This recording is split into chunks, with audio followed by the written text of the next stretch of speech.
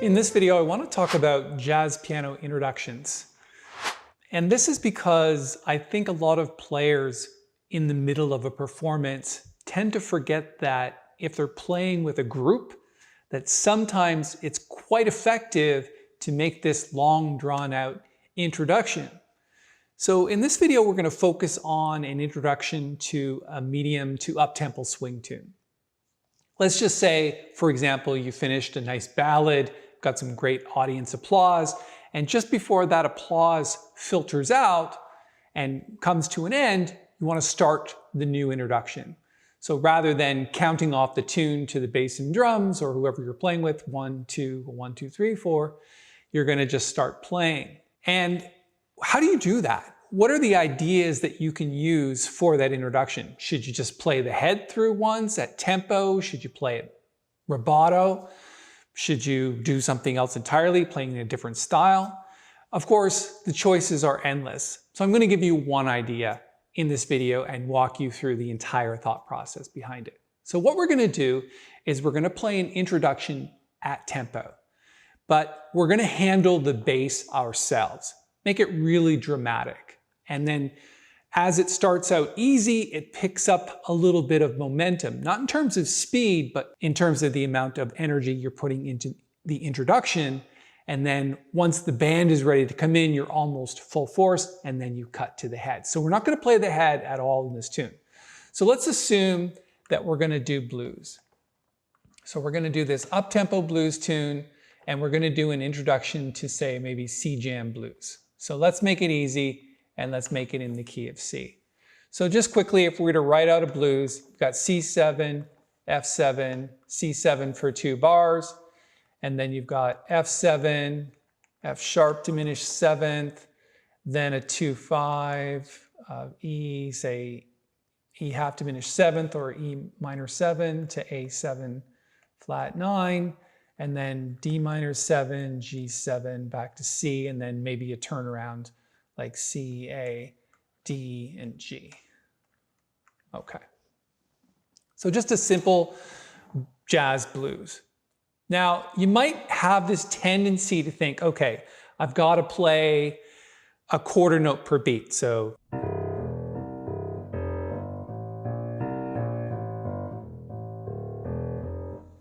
I think starting out like that, it's not a good idea because the bass player is going to do that eventually. Do something else entirely. So what we're going to do, and this is, again, just one idea, play whole notes in the left hand, but don't play them on the root each time. So for example, you could play the root for a whole note, then an F for a whole note, back to C. It's kind of boring. So what we're going to do instead is we're going to pick some leading tones that kind of move in a progression. So let's start out with an E natural. Why? Because in a C7 chord, an E natural and a B flat are leading tones. Now we could start on the B flat, but in this case we're going to start on E. And then we're just going to go up the scale a little bit. Let's get to F. Now that works out really well if we're going up the scale, because of course it's an F chord. And then when we get to C7, it's a G, and then we're going to go up to A. So basically all we've done here is we've gone up the C major scale. And then we're going to come back down to F here. Then we're going to throw in an F sharp here. And then I think it's probably a good idea, yeah, just to go E, A, because now it gets interesting. And then a D to G. And then instead of C, let's do E, A, D, G, and back to C. So it picks up a little bit at the end with some half notes.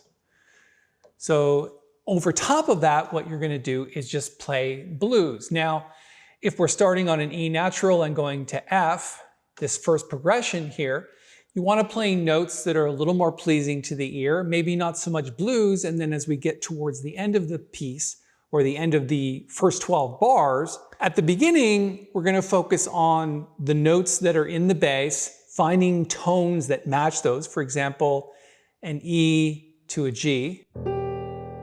It's like a 10th. right?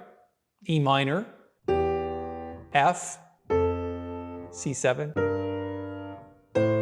So the right hand goes up the same, and then play eighth notes with the right hand that kind of match those tones. So for example, like this.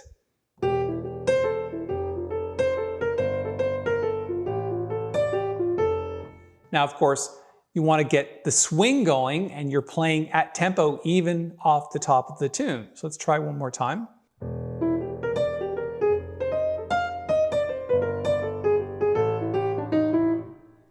Get the idea?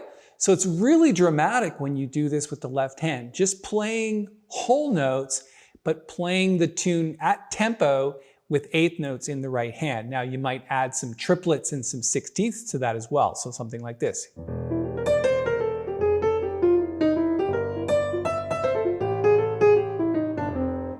So again, the right hand is just borrowing ideas from the chords, from the pedal notes that are being played, but also blues.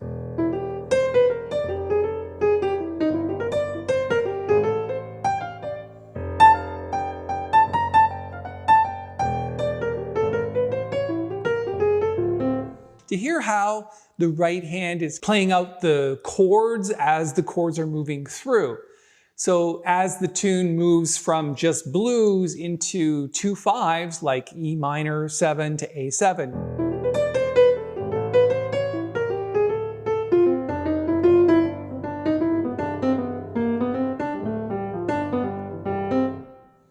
So that's going to make a nice introduction. So let me think about a few more ideas. As you're doing this and as the notes are flowing, you don't necessarily just want to stick to these bass notes. When you get into the next chorus, and what I'm thinking is maybe 4 or 5 choruses like this, as you continue to build and the audience gets a little more and more excited as they feel the band is about to come in.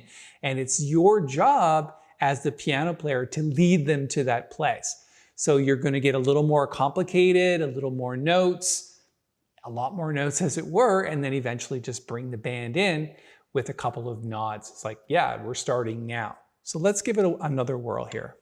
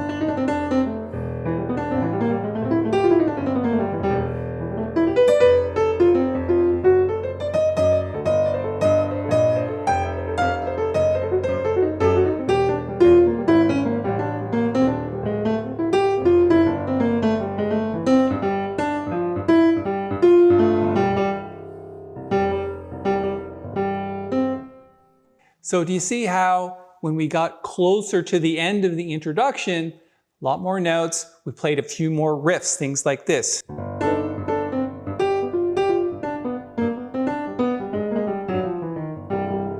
So we basically stuck on, say, maybe G7 here for this entire last 4 bars. Just throw down that pedal.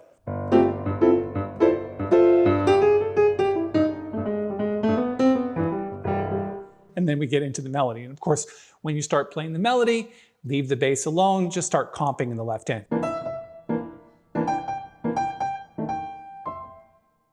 So the bass player obviously takes over that position. So that's a neat idea. for your next introduction. Think about that, because what you want to do is you never just want to play with the band all the time.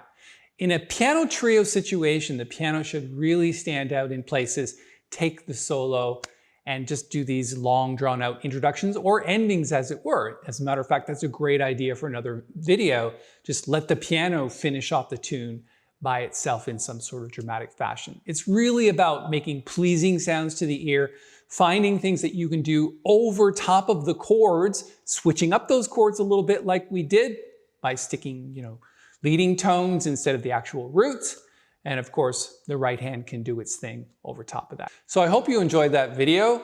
If you like this video, you can go ahead and give it a thumbs up. And there's a lot more sheet music and ideas and tutorials and lessons over at jazzmental.com. You might want to go check that out. In fact, I'd really appreciate it if you did that. And you can just check the store and you can check the free downloads. There's a lot of stuff going on there.